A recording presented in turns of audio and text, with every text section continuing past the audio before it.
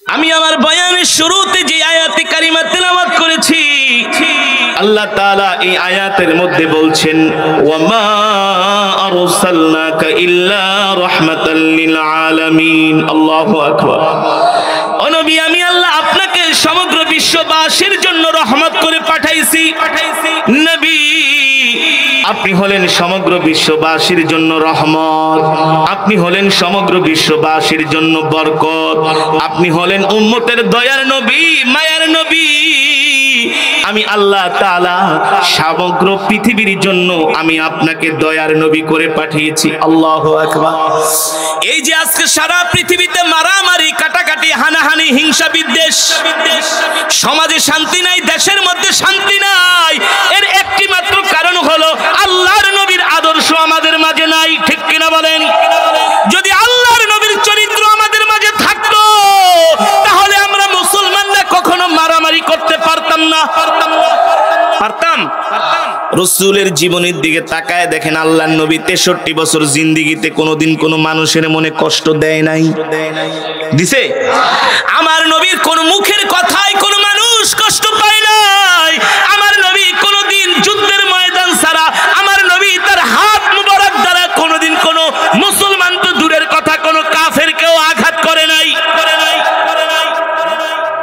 আর আজকে যুবক, তুমি মিছিল করো, আমার নেতার চরিত্র ফুলের মতো পবিত্র, নামাজ পড়ে না এক ওয়াক্ত। তোমাদের নেতারা ভালো হইলে আবার মারামারি লাগে কেন? আরে নেতা তো হবে তোমার আমার নেতা বিশ্ব নবী মুস্তাফা। ঠিক কিনা বলেন? যেই নবী কোনদিন তার সবচেয়ে যারা বড় শত্রু ছিলেন, সেই শত্রুদেরকেও আল্লাহর নবী কোনোদিন তার জবান দিয়া কোনো কষ্ট দেয় নাই।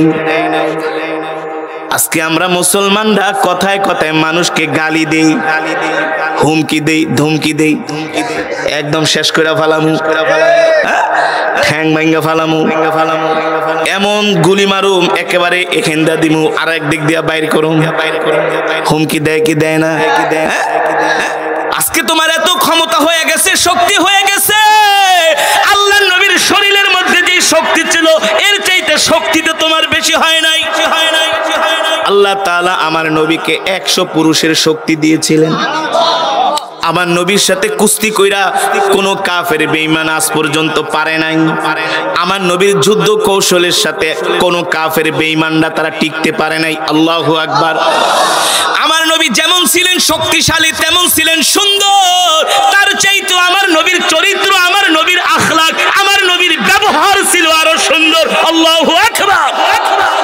আমার নবীর ব্যবহারে মুগ্ধ হইয়া কাফেরেরা কালেমা পড়ে মুসলমান হয়ে গেছে। আর আমাদের ব্যবহার দেখা কাফেরেরা মুসলমান হইব তো দূরের কথা, মুসলমানরা এখন দেখতে পারে না। ঠিক কিনা বলেন?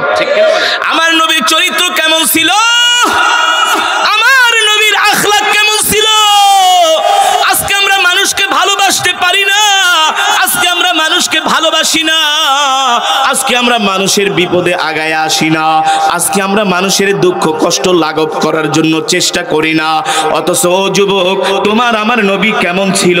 তোমার আমার নবী নিজে না খায়া নিজের খাবারটা অনাহারীদেরকে খাইয়েছে।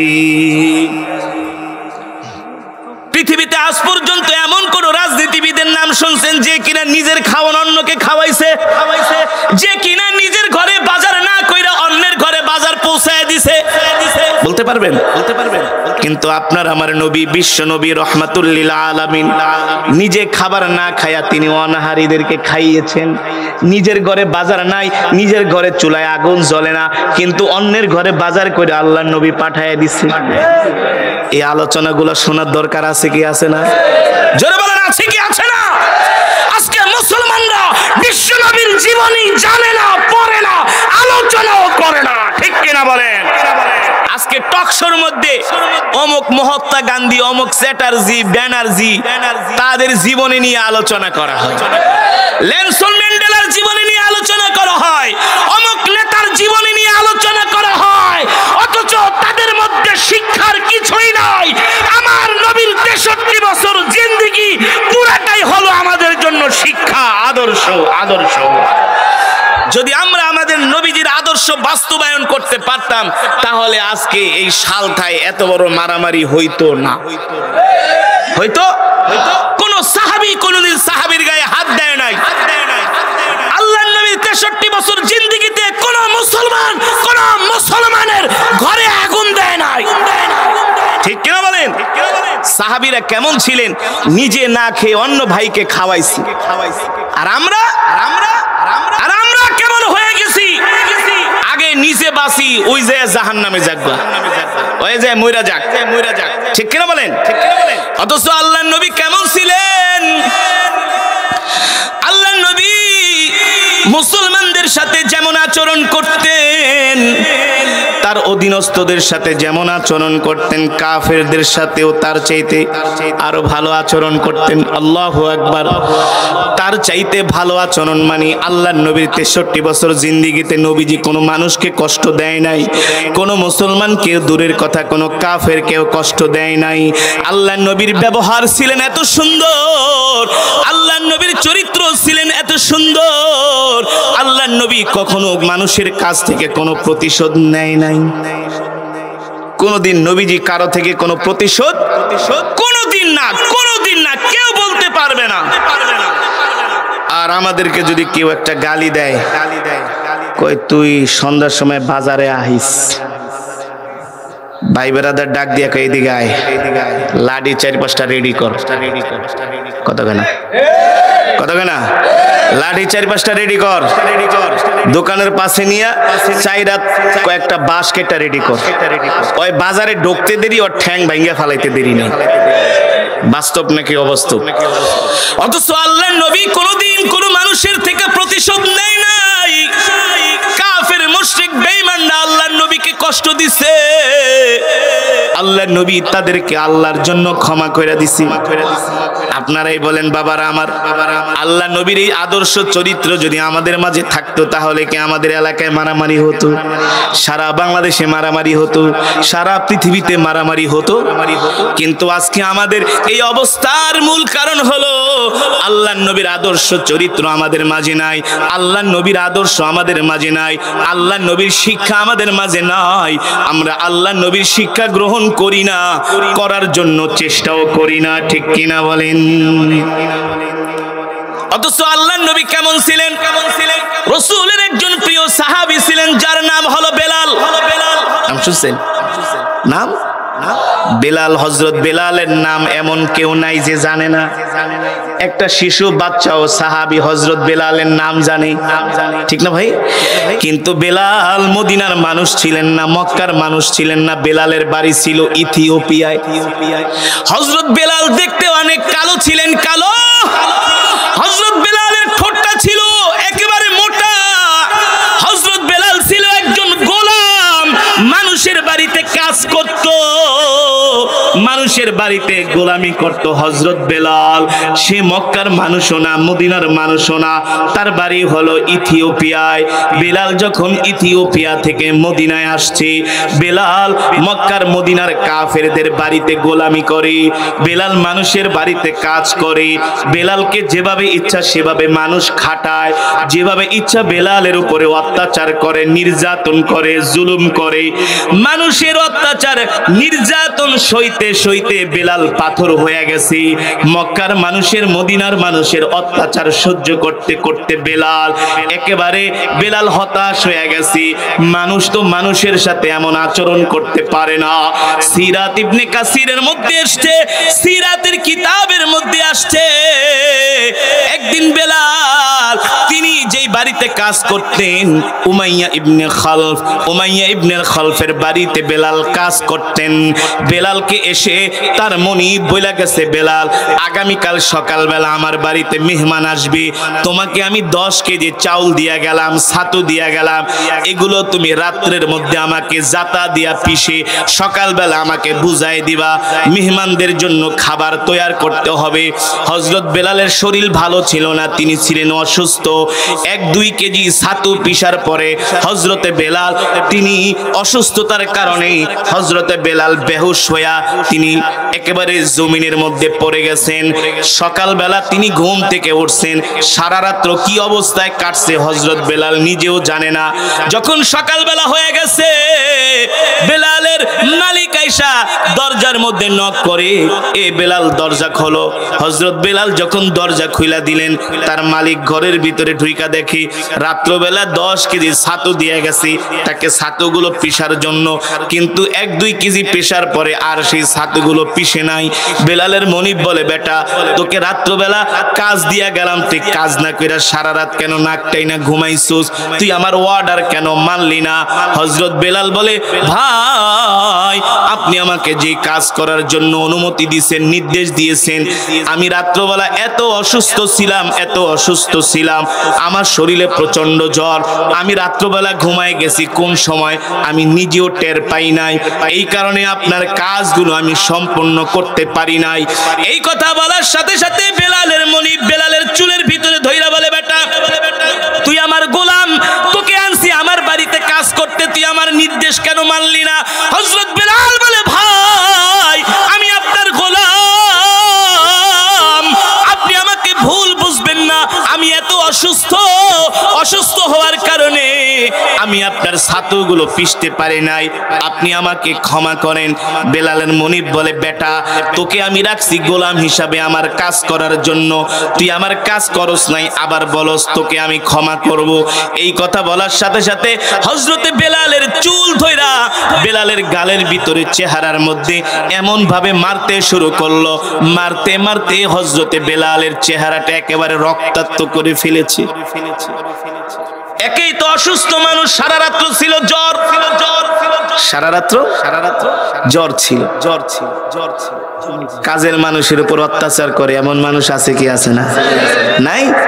দেখেন না ঢাকা শহরে অমুক শিল্পপতির স্ত্রী কাজের মেয়ের খুরসুম দিয়া গুতা দিয়া একেবারে গাল ঝলসে ফেলেছে, আছে না?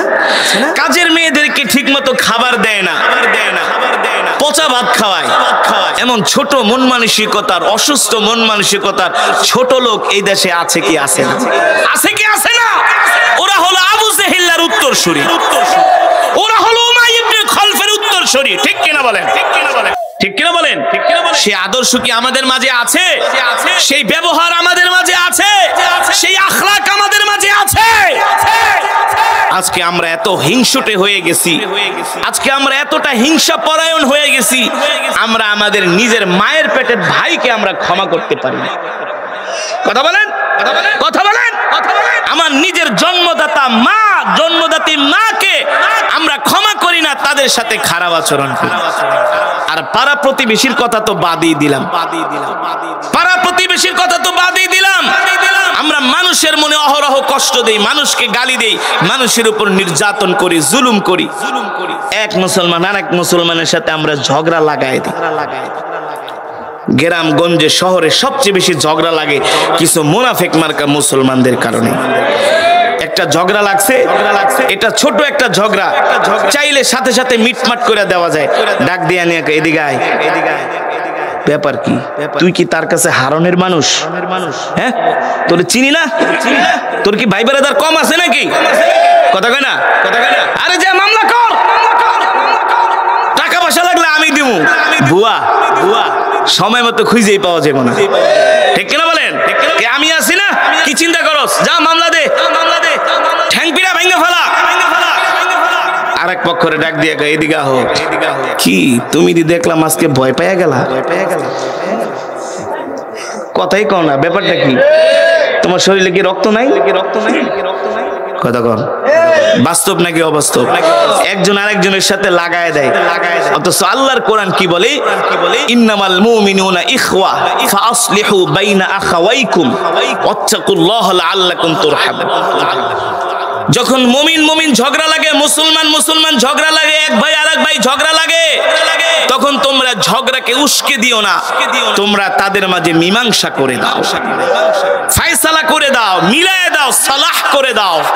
রব বলেন যদি করতে পারো তাহলে আমি আল্লাহ তোমার গুনাহগুলো মাফ করে দিব, তোমার উপর রহমত নাজিল করব।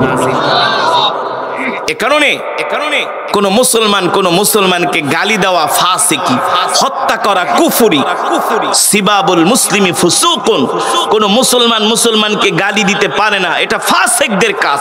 ও কিতালুহু কুফরুন, কোন মুসলমানকে হত্যা করতে পারে না, এটা কুফরি। ঠিক কিনা বলেন? আজকের মাহফিল থেকে আমরা আমাদের নিজেরা সংশোধন হব, ভালো হওয়ার চেষ্টা করব, ইসলাহ হওয়ার চেষ্টা করব। জীবনে যতদিন বাঁচবো কোনোদিন কোন মুসলমানকে আমরা গালি দিব না। রাজি আছেন? আর মারামারি করা তো দূরের কথা, মারামারি করা তো দূরের কথা। কেন আমি আর এক মুসলমান আমার ভাইয়ের গায়ে আমি হাত দিতে যাব না? এটা কোনোদিন হতে পারে না। আরবদের একটা স্বভাব কি জানেন? আরবরা আমি তো মিশরে পড়াশোনা করছি, অনেক দেখছি, অনেক মিশরীরা কিন্তু প্রচন্ড রাগী মানুষ, প্রচন্ড রাগী মানুষ। মিশরীরা প্রচন্ড রাগী, আর ওরা প্রচন্ড শক্তিশালী। ওরা মনে করেন 200-300 কেজি মাল ওরা এক হাত দিয়ে উড়ে। একটা ফ্রিজ প্রায় 200-250 কেজি ওজন, এই পিঠের ভিতরে করে 6 তলার উপরে উড়ে ফেলে। এত শক্তিশালী। একদিন রাস্তায় গেছি কায়রোতে, 2 মিশরি ঝগড়া লাগছে। এমন ঝগড়া, আমরা হইলে তো মনে করেন বাঙালিরা হইলে তো ওই খুঁটি মুটি উড়ে আর রড ঠট দিয়ে মারামারি শুরু করে দিত।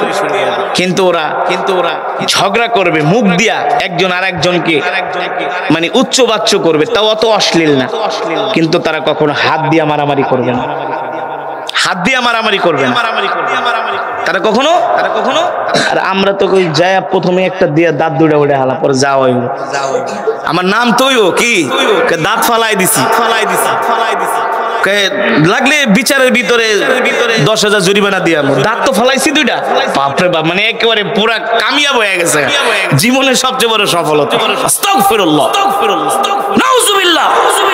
এক মুসলমান আরেক মুসলমানের গায়ে কিভাবে হাত দেয়? কিভাবে এটা সম্ভব? রাসূলের সাহাবীরা, একজন সাহাবী আরেকজন সাহাবীকে তো কোনোদিন চোখের দিকে তাকে একটা কটু কথা বলেনি। সমাজ কেন খারাপ হয়ে গেল? আজকে সমাজের কেন এত অধঃপতন? কারণ কি? কারণ হলো আমরা যাকে তাকে নেতা মানতেছি, ওই নেতাদের কোনো চরিত্র নাই। এই কারণে। ঠিক কেনা বলে? কিন্তু আমাদের নেতা তো হলেন বিশ্বনবী জনাবে মুহাম্মদুর রাসূলুল্লাহ সাল্লাল্লাহু আলাইহি ওয়াসাল্লাম। বিশ্বনবী হলেন আমাদের নেতা। আজকে সেই নবীকে আমরা অনুসরণ করি না, অনুকরণ করি না, সেই নবীকে আমরা ফলো করি না, তার চরিত্র আদর্শ আমরা মানি না। এ কারণে আজকে আমাদের এই অবস্থা। আপনাদের হাতে ধরি, পায়ে পড়ি, আসেন, এখনো সময় আছে। যদি জান্নাতে যেতে চান, রাসূলের সুপারিশ যদি পাইতে চান, এক মুসলমান আরেক মুসলমানের গায়ে কখনো হাত দিবেন না। রাজি আছেন? কোন মুসলমানকে গালি দিবেন? খালি আজকের মাহফিল থেকে আপনি এটা শুধু ওয়াদা করেন, জান্নাতে যাওয়ার জন্য আপনার এই আমলটাই যথেষ্ট। রাসূলের কাছে একজন বেদুইন সাহাবী আসছে গ্রাম থেকে, একেবারে গ্রাম্য সাহাবী। আয়েশা বলে, আল্লাহর নবী আপনি আমাকে একটু ওয়াজ করেন। কোত্থেকে আসছেন? বলে, আমি 1,500 কিলোমিটার দূর থেকে আসছি। কেন? আপনার কাছে ওয়াজ শোনার জন্য, আমাকে নসিহত করেন। আল্লাহর নবী বললেন, তাহাল এদিকে আসেন, ইজলিস, বসেন। ইসবির ওয়ালা তাগদাব। 1 নম্বরে ধৈর্য ধরবেন, 2 নম্বরে রাগ করবেন না। 1 নম্বরে 2 নম্বরে 1 নম্বরে ধৈর্য ধরবেন, 2 নম্বরে রাগ। সাহাবীকে এত কষ্ট করে আপনার কাছে আইলাম, মাত্র 2টা ওয়াজ করে দিলেন। আল্লাহ নবী বলে, সাহাবীরে এই 2টা কথা আমল করবা, আল্লাহ তোমার জন্য জান্নাত সহজ করে দিবে। আপনি বলেন, কেউ যদি আপনাকে গালি দেয়, আপনি যদি তাকে আল্লাহর জন্য ক্ষমা করে দেন, কোনোদিন ঝগড়া লাগবে?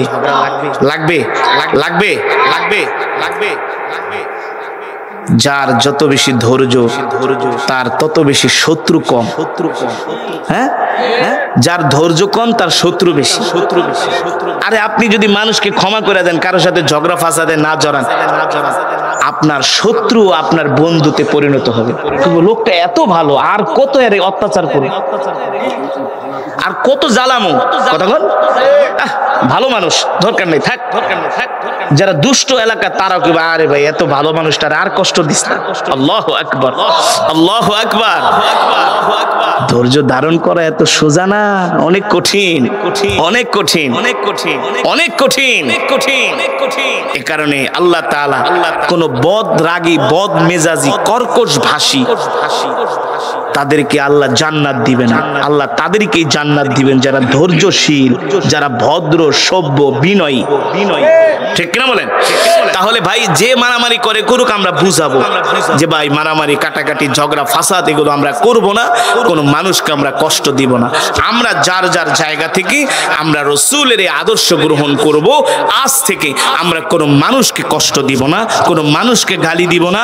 আমার হাত দ্বারা, আমার জবান দ্বারা যাতে কোনো মানুষ কষ্ট না পায়।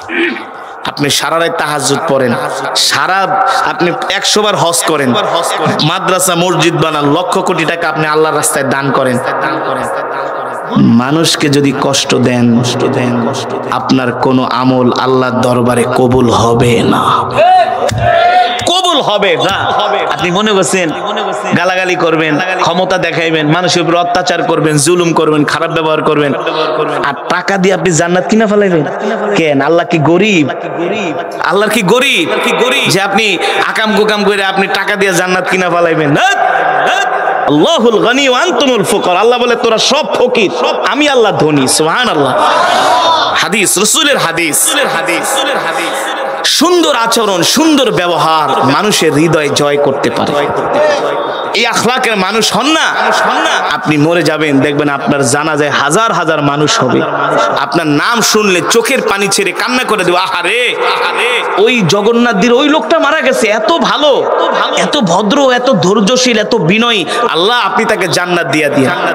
আর যদি ক্ষমতার গরম দেখান, মারামারি করেন, এই করেন, সেই করেন, ফিতনা ফাসাদ, খুব হারামজাদাটা মরছে, এলাকাটা ঠান্ডা হইছে, পারলে যে বৃষ্টি কিনে নামাইছের খাওয়াবেন গোপনে, যে একটা শয়তান মরছে।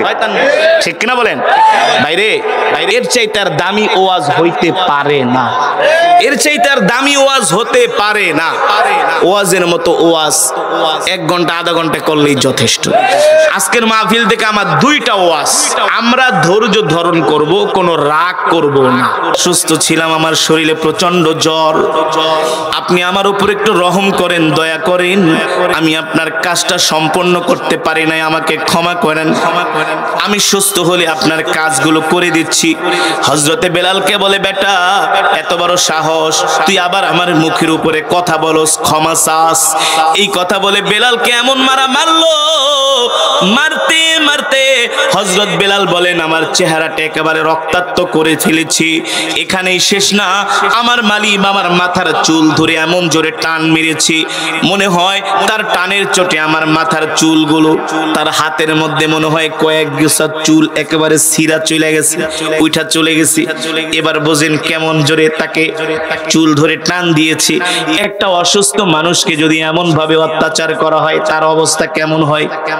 হযরত বেলাল বলে, আমি 3 দিন পর্যন্ত কিছু আমাকে খেতে দেয় না, তার উপরে এমন অত্যাচার। শেষ পর্যন্ত আমার মালিক আমাকে ঘর থেকে এমন ভাবে লাথি মারলো, 1 লাথিতে আমি ঘর থেকে পড়ে গেলাম। এবার আমার মনিব বলে, এই কোনোদিন আর আমার বাড়ির কাছে আসবি না, আমার বাড়িতে তোকে আর কোনো খাবারও দিব না। হযরত বেলাল বলে, আমি এবার মনের দুঃখে কোথায় যাব, কোথায় যাব? হযরত বেলাল বলে, আমি একটা রাস্তার মোড়ে যেয়ে বসে আছি, আমি একটা রাস্তার মোড়ে যেয়ে বসে আছি, আকাশের দিকে তাকাই, আর আমি আকাশের মালিককে বলে, মালিক আপনি আমাকে গরিব বানানোর কারণে আজকে আমাকে এমন অত্যাচার করলো, এমন নির্যাতন করলো, জুলুম করলো, আমাকে খেতে দেয় নাই, আমার উপরে কত নির্যাতন, আজকে আমি গোলাম হওয়ার কারণে আমার সাথে এমন আচরণ করলো। এ আকাশের মালিক, জমিনের মালিক, আমি আপনার কাছে বিচার দিলাম। হযরত বেলাল বলে, আমি সকাল থেকে বিকাল পর্যন্ত আমি সেই রাস্তার মোড়ে বসে আছি, মন খারাপ, আশেপাশ দিয়া কত মানুষ যায়, আমাকে ডাক দিয়া বলে, গোলাম রাস্তায় বসে বসে কান্না করো কেন?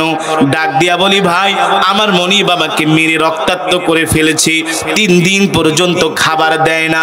মানুষ আমার কথাগুলো শুনি আবার চলে যায়। কেউ আমাকে একবেলা খাবারও দেয় না, আমাকে একটু সান্ত্বনাও দেয় না।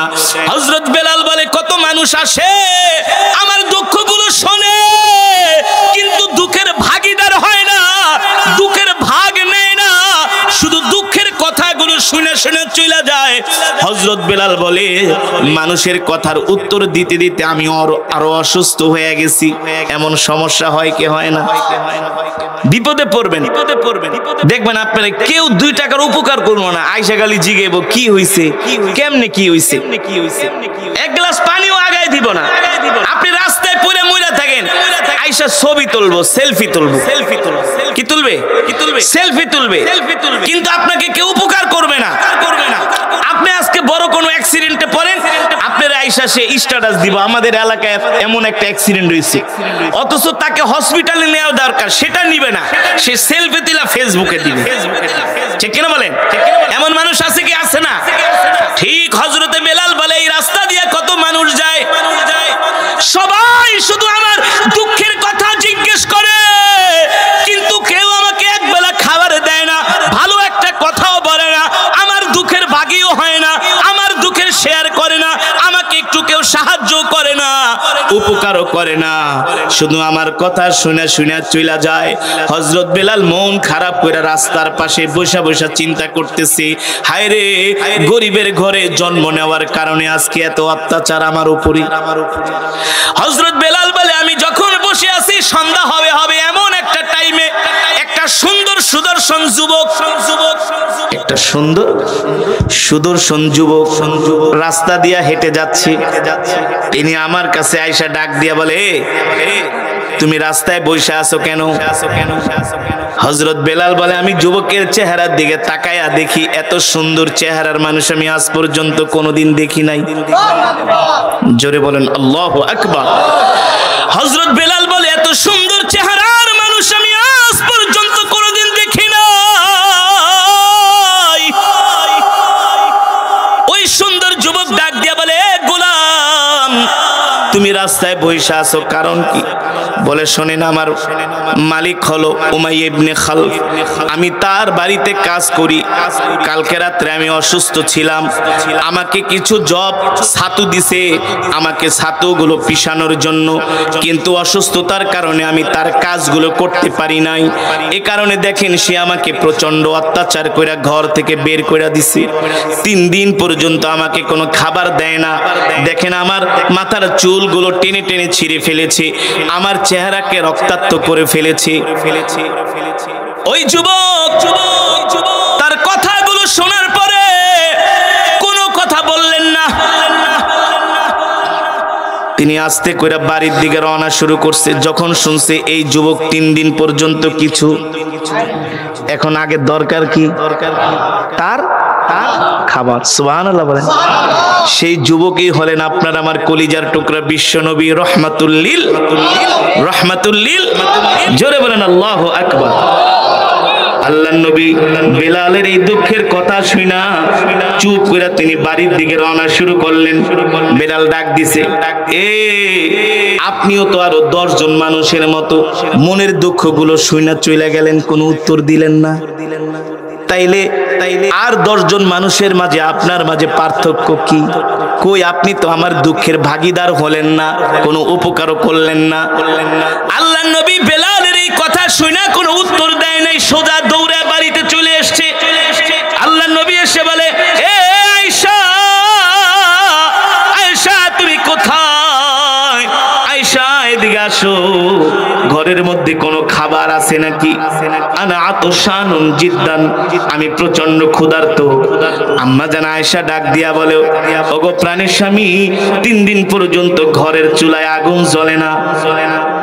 পাশের বাড়ির মানুষ 1 পেয়ালা দুধ দিয়ে গেছে, কয়েকটা খেজুর দিয়েছে, আমি অর্ধেক দুধ অর্ধেক খেজুর খেয়ে আপনার জন্য রেখে দিয়েছি। আল্লাহু আকবার।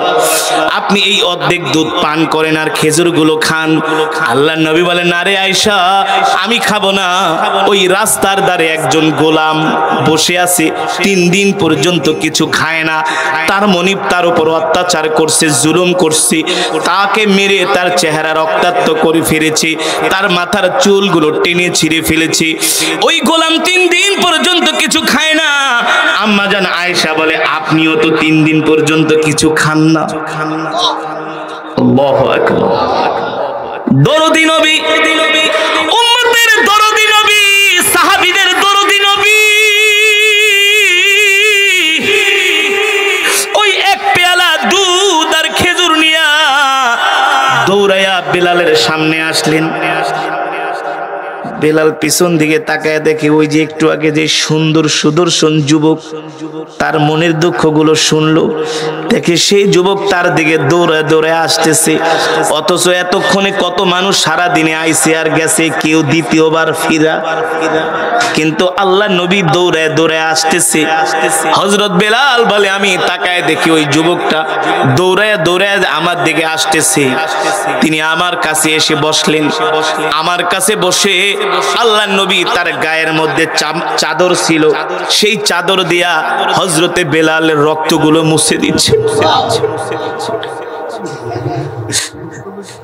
হযরতে বেলালের রক্তগুলো আল্লাহ নবীর চাদর মোবারক দিয়া মুছে দিচ্ছেন।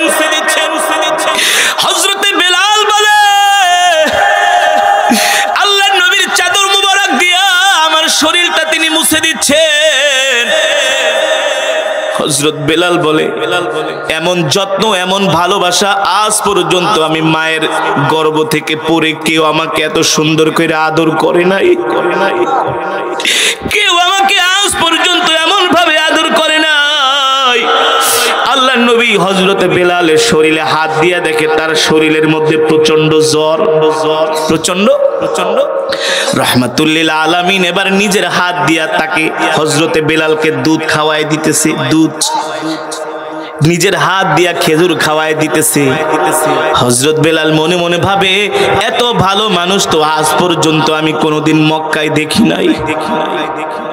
এত ভালো মানুষ আমি আজ পর্যন্ত মক্কায় দেখি নাই। এবার হযরতে বেলালকে খাওয়ায়া আল্লাহর নবী বলে এ গোলাম তুমি আমার হাত ধরো, চলো আমি তোমাকে তোমার ঘরে নিয়ে যাই। তোমার মালিক তোমাকে যেই কাজ দিছে ছাতু পিসার জন্য, আমি আমার নিজের হাত দিয়া তোমাকে সেই ছাতুগুলো পিষে দিব। জোরে বলেন আল্লাহু আকবার। হযরত বেলাল বলে আমাকে ওই সুন্দর যুবকটা তার হাত ধরে আমাকে আমি খুঁড়িয়ে খুঁড়িয়ে হাঁটতেছি, হাঁটতে পারি না। অসুস্থ অবস্থায় তিনি আমাকে হাত ধরে ধরে আমার ঘরে নিয়ে যাচ্ছেন। আল্লাহর নবী হযরতে বেলালকে ঘরে নিয়ে হযরতে বেলালের মাথায় হাত দিয়া কপালে হাত দিয়া দেখে তার শরীরে প্রচন্ড জ্বর। আল্লাহর নবী বলে শোনো গোলাম তুমি ঘুমাও, এই নাও আমার চাদরটা তোমার গায়ে দিয়া দিলাম। আল্লাহু আকবার। হযরতে বেলালকে লম্বা করে শোয়ায়া আল্লাহর নবীর নিজের চাদর মোবারকটা তার গায়ের মধ্যে জড়ায় দিলেন। মাথায় হাত দিয়ে আদর কইরা বলে তুমি ঘুমাও, তুমি ঘুমাও, আমি তোমার কাজগুলো করে দিচ্ছি। আল্লাহু আকবার। হযরত বেলাল বলে আল্লাহর নবী এশারের নামাজ পড়ে আমাকে ঘুম পাড়ায় দিলেন। আল্লাহর নবী এশারের নামাজ পড়ে আমাকে ঘুম পাড়ায় দিলেন। আরে আমার নবী, দয়ার নবী, মায়ার নবী, যার চরিত্রের কথা আল্লাহ তাআলা কোরআনুল কারীমের মধ্যে বলছে। আল্লাহু আকবার। ইন্নাকা লাআলা খুলুকিন আযীম। আল্লাহ তাআলা বলে নবী আপনার চরিত্রই হলো সর্বশ্রেষ্ঠ চরিত্র। আল্লাহু আকবার। আপনি সর্বশ্রেষ্ঠ চরিত্রের উপরে প্রতিষ্ঠিত। লাকাদ জাআকুম রাসূলুম মিন আনফুসিকুম আজিজুন আলাইহি মা আনিতুম হারিসুন আলাইকুম বিল মুমিনিনা রাউফুর রহিম। আল্লাহ রাব্বুল আলামিন বলে দুনিয়ার মানুষ আমি আল্লাহ তোমাদের জন্য তোমাদের মধ্য থেকে এমন একজন নবী পাঠাইছি যেই নবী কিনা তার জীবনের চাইতেও তোমাদেরকে ভালোবাসে। আল্লাহু আকবার। আল্লাহর নবী তার জীবনের চাইতেও আমাদেরকে ভালোবাসে, তার সন্তানের চাইতেও আল্লাহর নবী আমাদেরকে ভালোবাসে। আল্লাহু আকবার।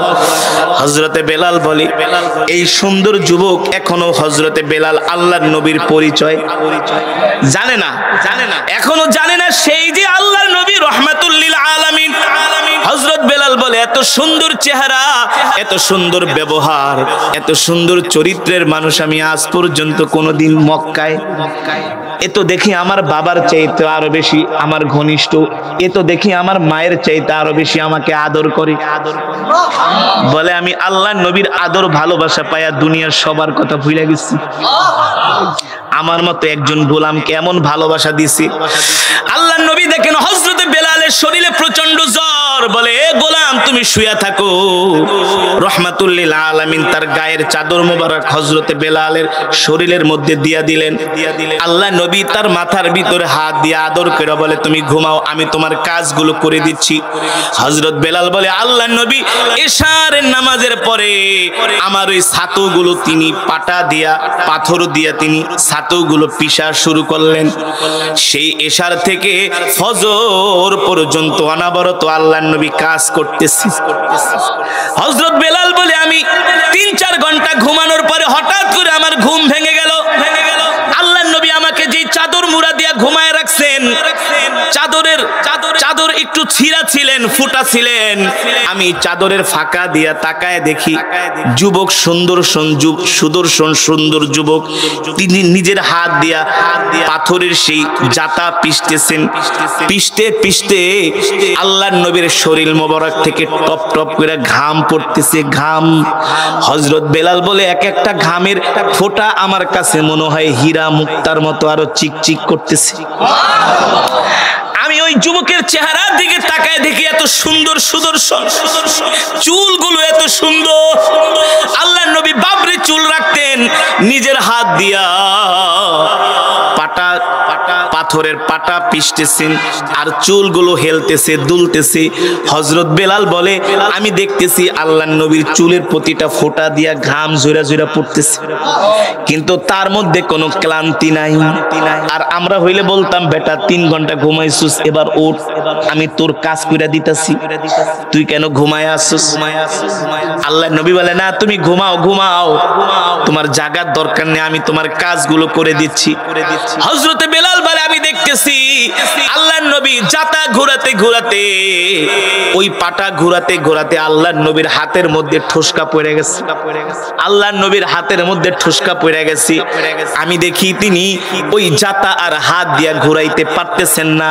এবার আল্লাহর নবী নিজের এইভাবে তার নিজের কনু দিয়া ঘোরায়, আল্লাহর নবী নিজের মাথা দিয়া ঘোরায়, তারপরও গোলামকে একবারও ডাক দেয় না।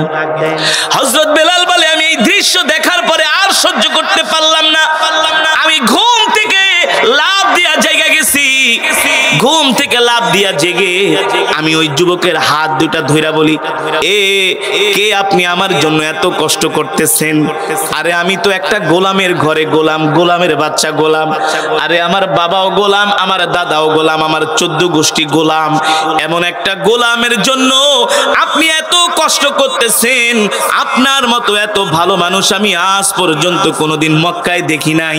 সত্যি করে বলেন কি আপনার পরিচয়, কোথায় আপনার বাড়ি, কোথায় আপনার ঘর? আপনার মতো এত ভালো মানুষ আমি আজ পর্যন্ত দেখি নাই। আল্লাহর নবী একটা মুস্কি হাসি দিয়া বলে এ গোলাম তুমি আমার পরিচয় জিজ্ঞেস করো। আরে আমার পরিচয় জিজ্ঞেস করে কি হবে? আমাকে তো মক্কার সব মানুষগুলা ঘৃণা করে। বলেন নাউজুবিল্লাহ। হযরত বেলাল বলে আপনার মতো মানুষকে কেউ ঘৃণা করতে পারে না, আপনার মতো। হযরত বেলাল বলে ওগো আল্লাহর নবী আমিও তো আপনাকে মনে মনে খুঁজতেছি, কিন্তু জানেন আমার যে মালিক, এই মালিক আপনার বিরুদ্ধে এত মিথ্যা কথা বানায় বানায় বলছে।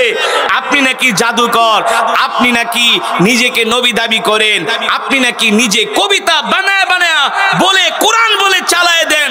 এমন কোন মিথ্যা প্রোপাগান্ডা নাই। আমার মালিক আপনার নামে বলে নাই। আল্লাহর পয়গম্বর ডাক দিয়া বলে বেলাল তাহলে তুমি আমাকে দেখা কি বুঝলা?